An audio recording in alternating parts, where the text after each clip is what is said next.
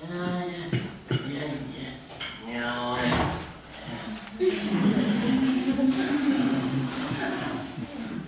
kde sa zase táram?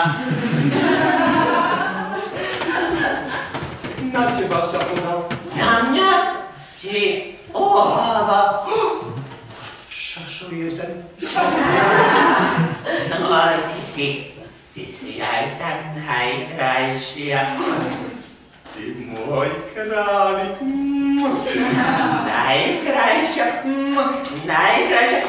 Najkrajšia. Oháva. Šašo. Pozor, už ide.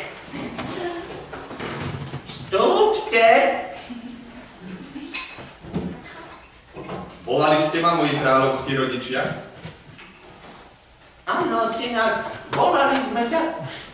Vlastne.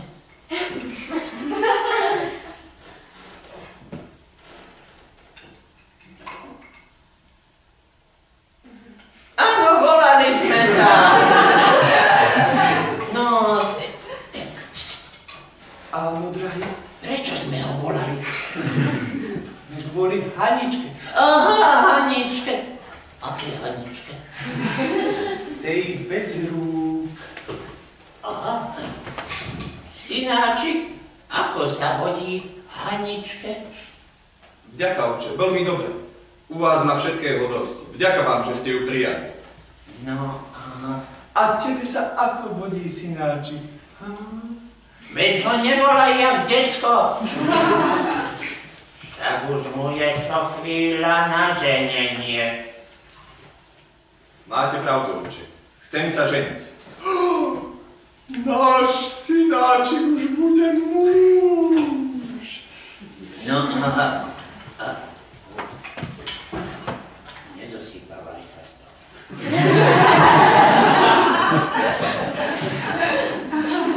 A koho si vezmeš? Aha. Ja si vezmem Haničku. Tu bez rúk. Ja som to vedela. Ale, vieš, že ona, nemá ruky. V zámku je kopec iných dievok, všetkých navídaj. Na čo by si bral žobráka? Otec, ja som sám pán, mám všetkého dosť. Tak si môžem vziať i chudobnú, nie? Nuž, keď je tomu tak, že ty ju máš naozaj rád. Mám. Rodičia pri vode. A on si ju vzal a prisahal s ňou.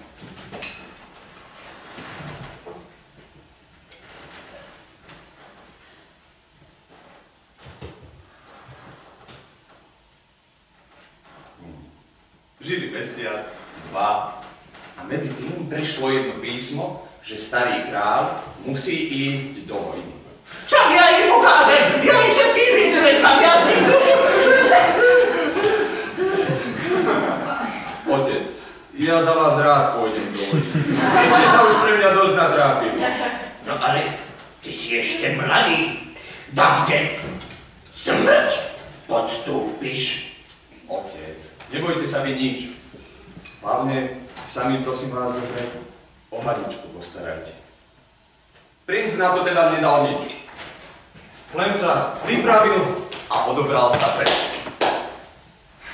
Mladá princezná Hanička už bola v tiaži. I nadišiel čas pôrodu.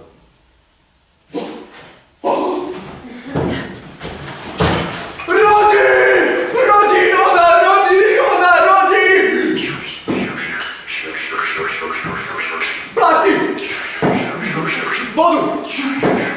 Čisté platy! Teplú vodu! Nie teplé platy, teplú vodu!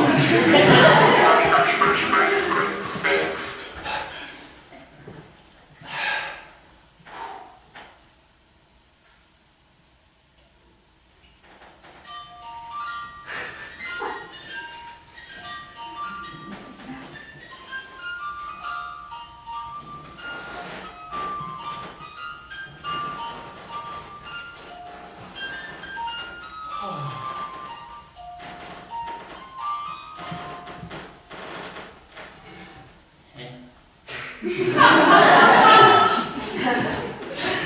to chlapec? Áno, drahý.